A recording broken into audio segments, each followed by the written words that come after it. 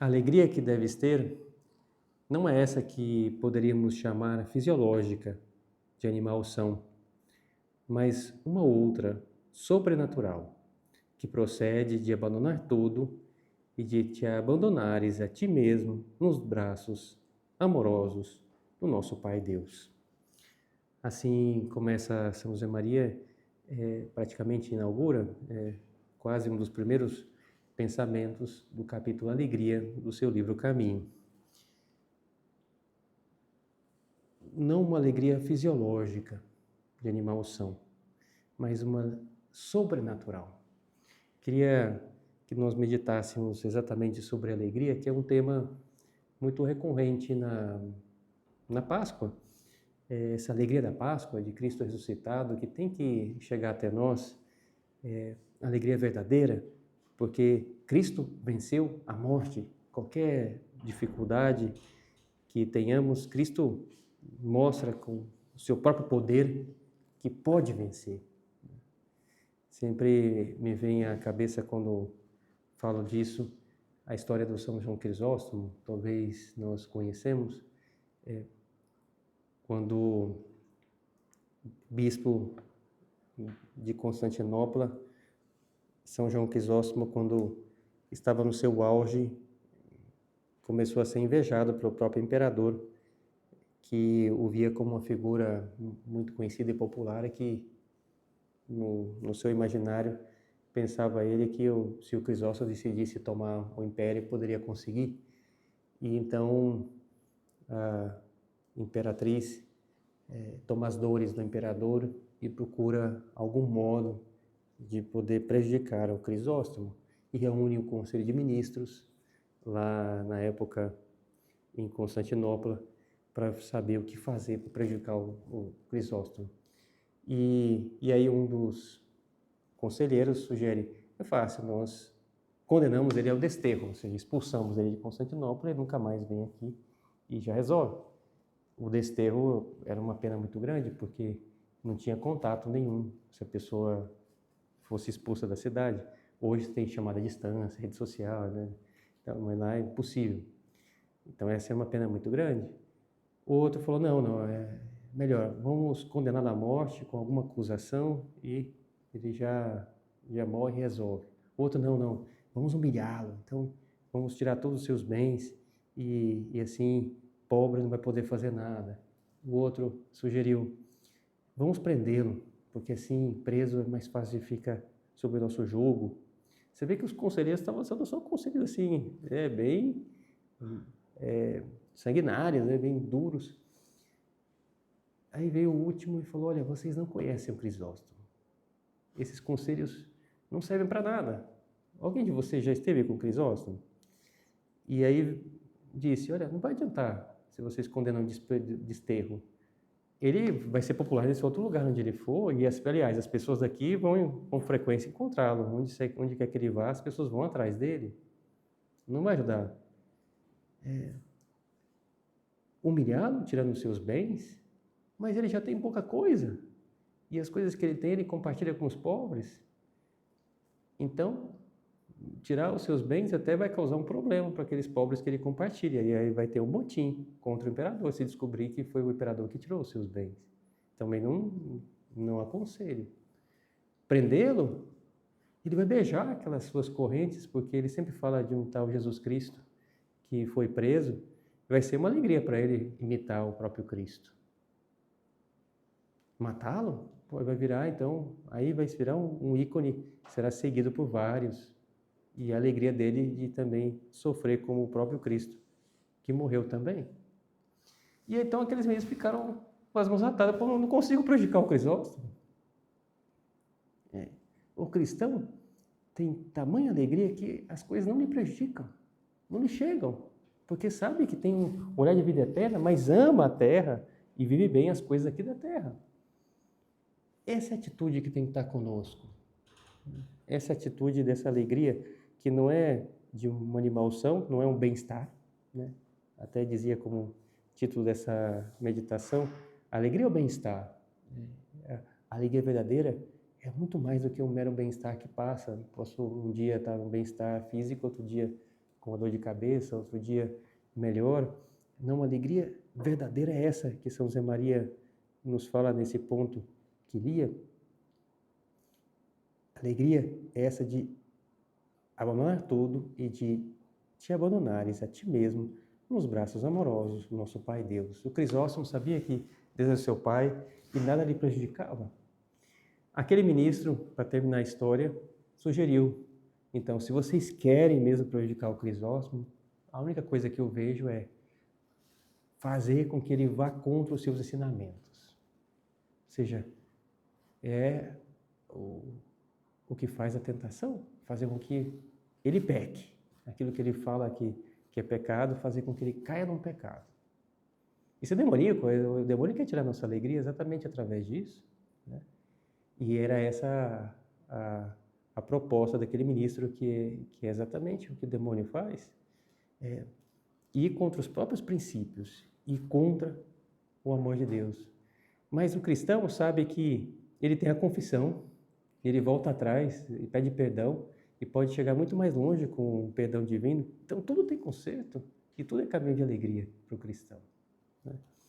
Mas que a minha alegria não seja então um mero bem-estar fisiológico, um animal que tem comida, tem a satisfação física e já basta. Sabemos que precisamos de mais, porque somos corpo e alma.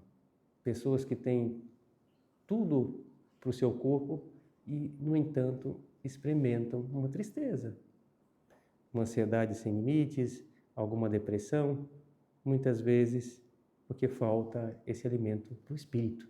Vamos dar alimento para esse espírito. A alegria que se vive no meio das pequenas coisas da vida cotidiana, como resposta ao amoroso convite de Deus, nosso Pai. Meu filho, se tens com que, trata-te bem. Não te prives da felicidade presente. Palavras da Escritura que fala exatamente isso. Deus quer o nosso bem, quer a nossa alegria, mas essa alegria é verdadeira. Quanta ternura paterna se vislumbra por detrás dessas palavras. Meu filho, né? Deus nos dizendo, não te prives da felicidade presente. Se tens com que, trata-te bem. Deus quer essa nossa alegria. Não é à toa que, já no final da vida, também São José Maria nos dizia, como consequência até da sua experiência pessoal, estou cada vez mais convencido, dizia ele, que a felicidade no céu é para aqueles que foram muito felizes aqui na Terra. Olha só, né? Ou seja, que é como um vislumbre daquilo que vivemos aqui na Terra, como um vislumbre daquilo que se terá depois no céu, essa alegria verdadeira, né? Mas não do bem-estar, mas a alegria de cumprir a missão, dever cumprido. Alegria que me lembro de um rapaz que me contava, como vocês que vêm aqui, mas que nas suas férias juntou as suas economias e quis participar de um trabalho voluntário. Foi lá para o norte do Brasil e ficou 15 dias no trabalho voluntário ajudando as comunidades carentes de lá. E à volta daqueles 15 dias, confidenciava: Padre, nunca voltei tanto cansado de uma viagem, destruído. E também nunca voltei tão pobre que gastei todas as minhas economias, porque a viagem era por conta dele, tudo e tal. Mas nunca voltei tão feliz, né? Impressionante, né? Porque tinha se doado ajudando o outro, tinha dedicado todo aquele tempo para sair de si mesmo, experimentou uma alegria impressionante, né? O corpo estava só o bagaço, né? O bolso furado, não tinha mais nada de grana, mas estava contente, né? Paguei, não para um turismo, mas para ajudar os outros, para custear minha viagem, e faria tudo de novo pela alegria que experimento. Impressionante, né? Então, essa alegria, essa doação que nós podemos experimentar aqui mesmo, não é que eu tenho que fazer uma viagem dessas, se eu posso, pode ser ótimo, mas não quer dizer que eu tenho que fazer dessas, posso experimentar aqui mesmo, né? Me doando para minha família, me doando para os meus amigos, aqui mesmo, fazendo um microambiente daquilo que experimentou esse jovem. Qual o segredo, então, dessa alegria? Como fazer para chegar? Bergson tem uma frase conhecida a respeito. Dizia: a natureza avisa-nos por um sinal precioso e bem certeiro que o nosso destino está atingido. Esse sinal é a alegria, onde há alegria, há realização. Ou seja, o que esse filósofo, de certa forma, diz é que a alegria se experimenta quando eu estou realizando aquilo que eu fui feito, né? E nós temos essa realização na ajuda ao próximo, esse cuidado não só do corpo, mas o cuidar da alma, porque sou corpo e alma, como eu dizia antes. Aí sim eu experimento essa realização verdadeira que vem com alegria. O sinal é alegria, onde há alegria, há realização.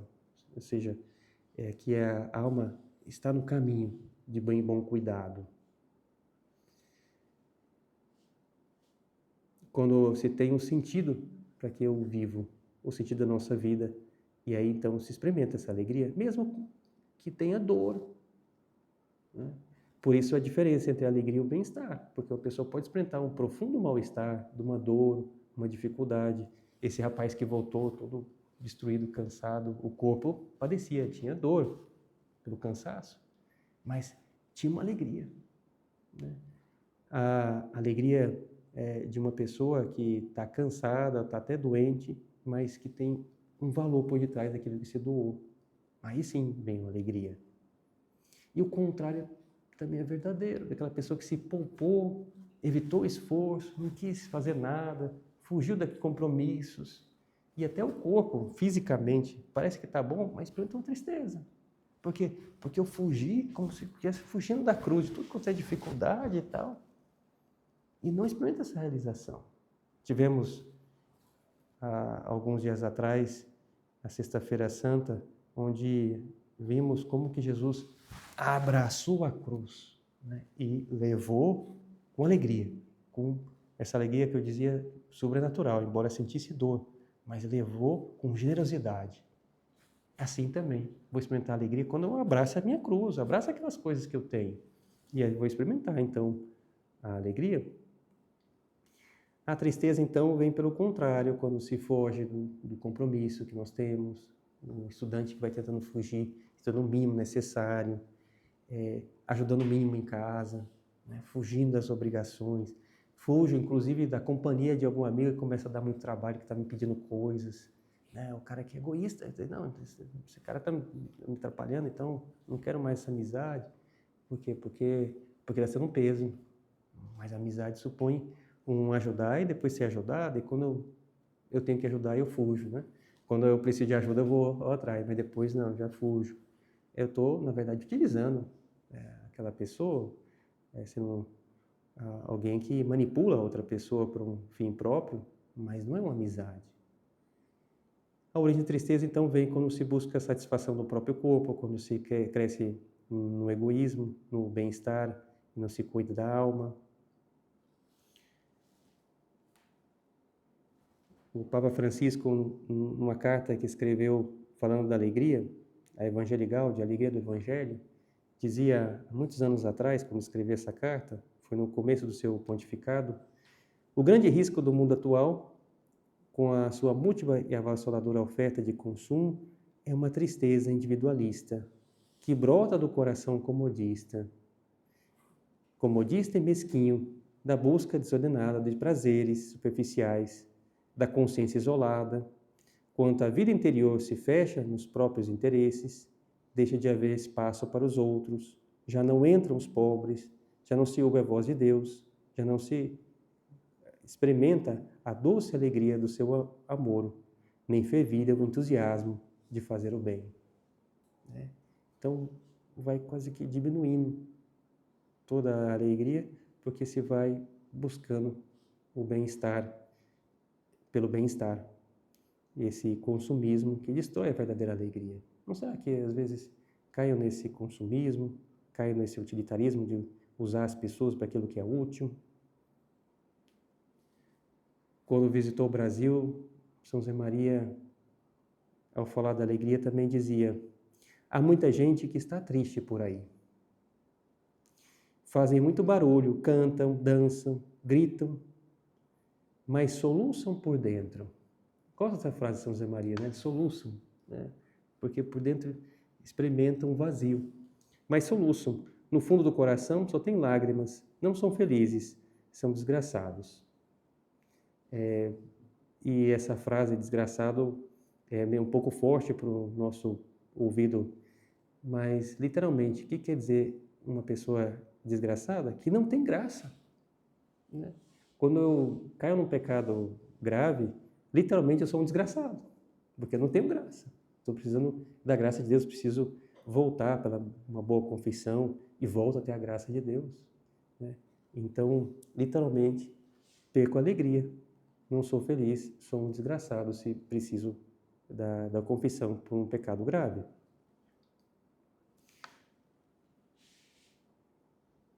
Como chegar, então? Se vimos a origem da tristeza, vimos que a alegria vem para essa realização, a origem da alegria. Como chegar? Último passo da nossa meditação. Como chegar a essa alegria verdadeira? Como chegar não ao bem-estar que automaticamente vamos querendo, mas a essa alegria de verdade? Abraham Lincoln dizia: todo mundo não tem a culpa com a cara com que nasce, mas tem a culpa com a cara com que morre. E é verdade, né? Porque nascemos com a genética dos nossos pais, não temos nenhuma intervenção livre da nossa parte. Mas, ao longo da nossa vida, a cara com que vamos, através da nossa liberdade, perfilando o nosso corpo, essa aqui já é a liberdade minha, né? Essa cara, rugas às vezes por uma provocação desmedida, a minha liberdade mal usada, é uma tatuagem que eu coloco,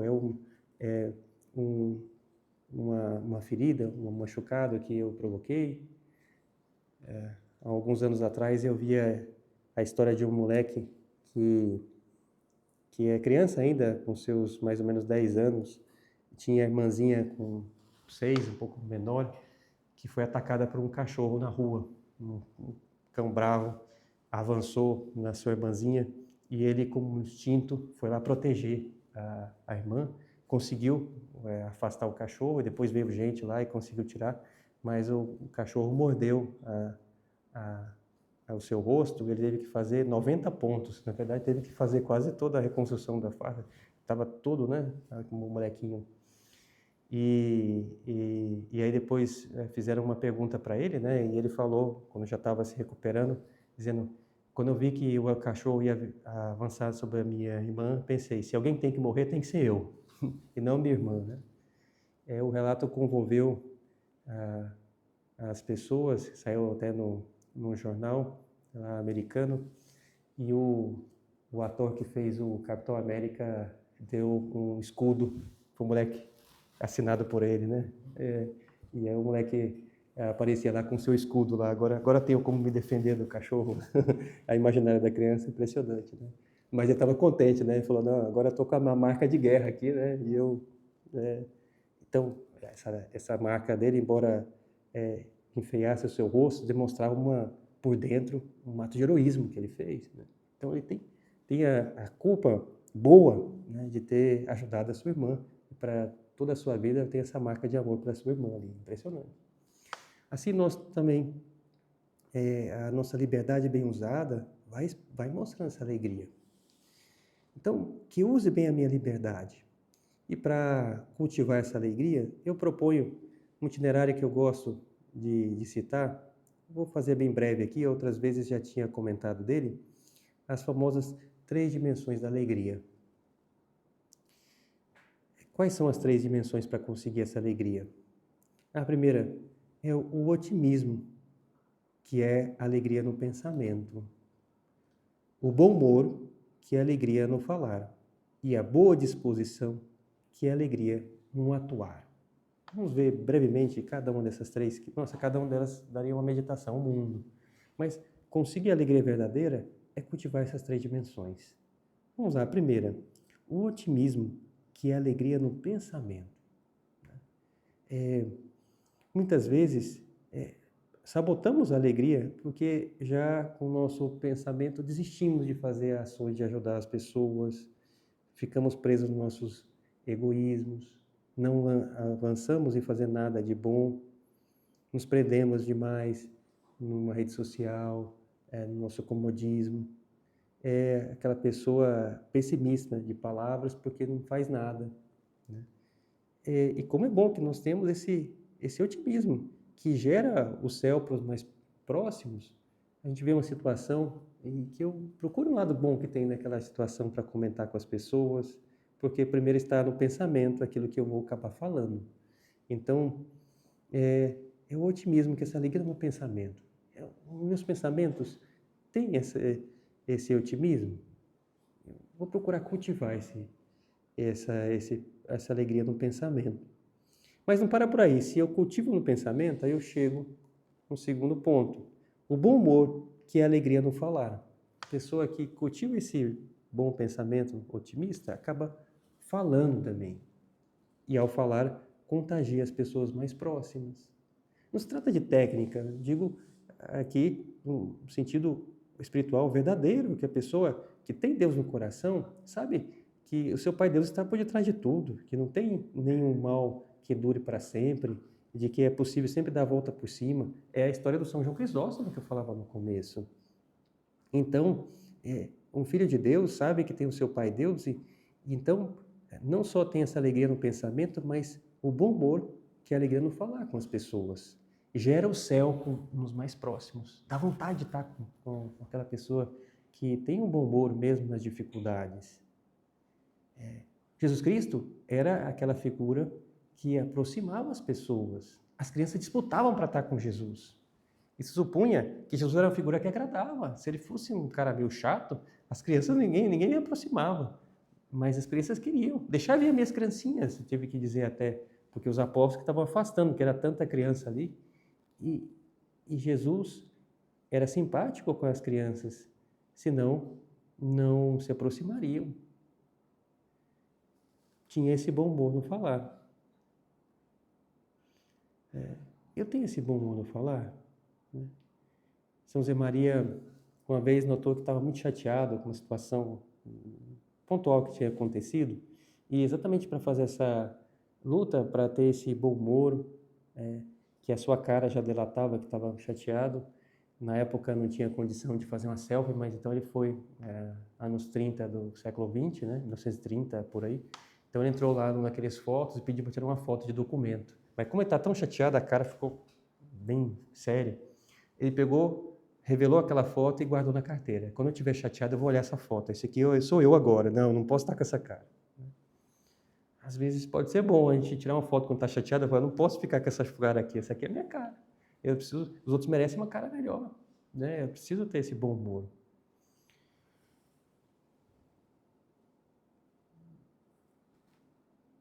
Depois existe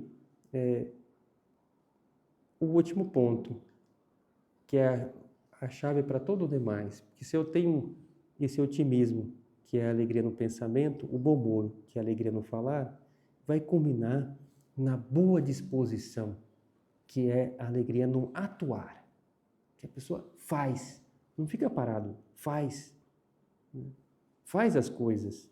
Muitas vezes o que nos impede de conseguir vitórias é exatamente não fazer nada, porque nos travamos na nossa imaginação com os problemas. Não, que eu me lance, já vou fazer alguma coisa. E ao procurar fazer alguma coisa, as coisas vão se resolvendo. Eu vejo que não é tão difícil assim. Que eu comece a fazer.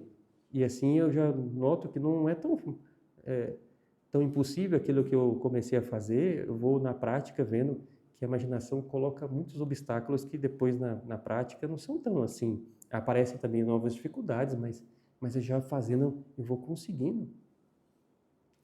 Que eu não me paralise diante da circunstância, mas já comece a pedir ajuda e já começar a fazer. A alegria no atuar.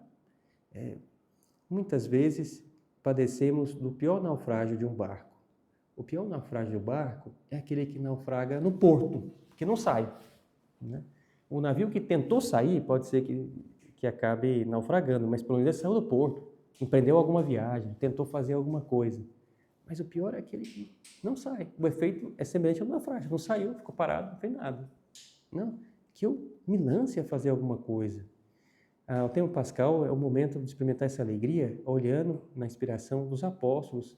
Eles se lançaram para falar de Jesus Cristo, para fazer as coisas. E experimentaram. Separei aqui uma passagem que sempre me chama a atenção. Experimentaram as perseguições iniciais, os primeiros martírios. E conta nos Atos dos Apóstolos o começo da perseguição, em que foram inclusive açoitados, receberam umas chibatadas. Conta aqui o relato antes de terminar, diz assim: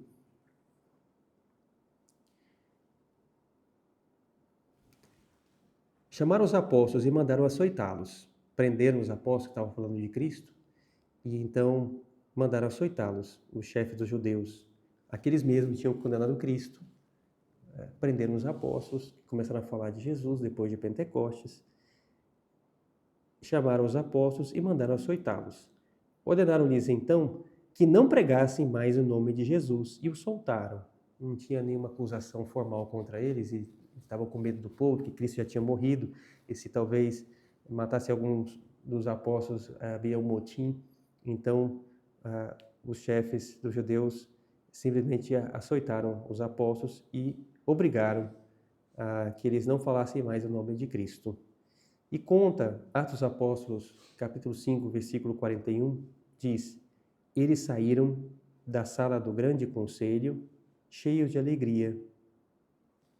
Parece contrassenso, porque saíram tudo machucado de chibatada, mas eles saíram cheios de alegria. Eles saíram da sala do grande conselho, cheios de alegria, por terem sido achados dignos de sofrer afrontas pelo nome de Cristo. Aqueles que tinham fugido antes, experimentado a tristeza da fuga da paixão, agora encaram, fazem alguma coisa, falam de Cristo, mas são perseguidos, são agora açoitados e experimentam alegria.